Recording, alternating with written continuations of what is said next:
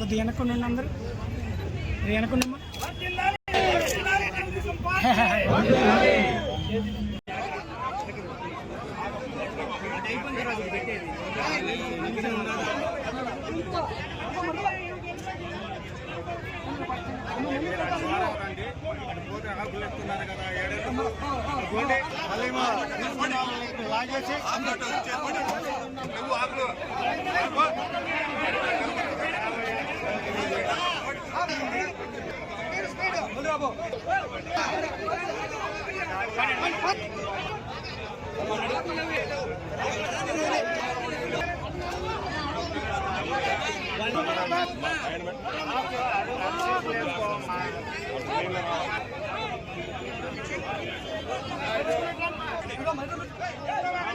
నాలుగులో ఆ రోజు ఇందిరాగాంధీ చనిపోయినప్పుడు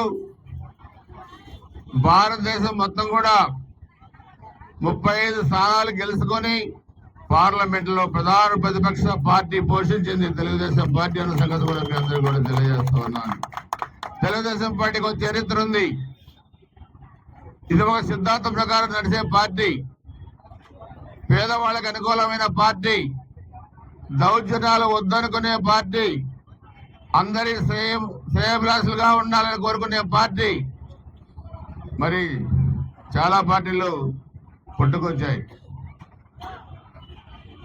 కాంగ్రెస్ నుంచి పిల్ల కాంగ్రెస్ వచ్చింది 19లో, అధికారంలోకి వచ్చింది ఒక ఛాన్స్ అంటూ.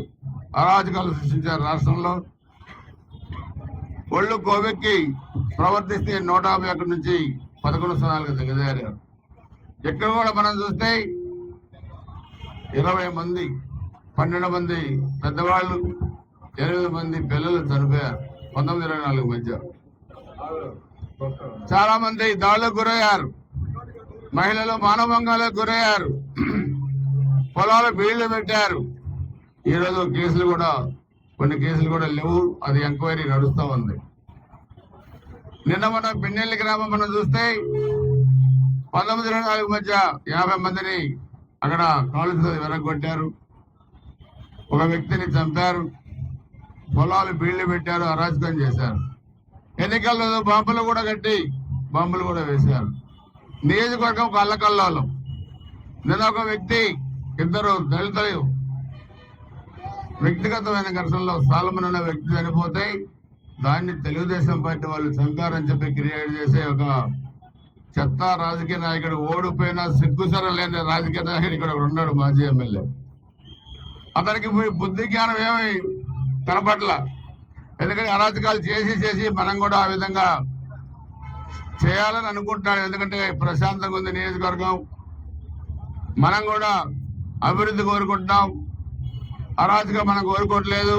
అందుకని ఇక్కడే డిసెంబర్ 20వ తారీఖున ఈ నియోజకవర్గం సుభిక్షంగా ఉండాలని చెప్పి మనం వెంకటేశ్వర కళ్యాణం పెట్టుకొని 90,000 ఇళ్లకి వైసీపీ ఇళ్ళకు కూడా పంపించాం. 1,00,000 ఇళ్ళు మన నియోజకవర్గంలో ఉంటే 90,000 ఇళ్ళకి మనం అక్షంతలు ప్రసాదం పంపించాం.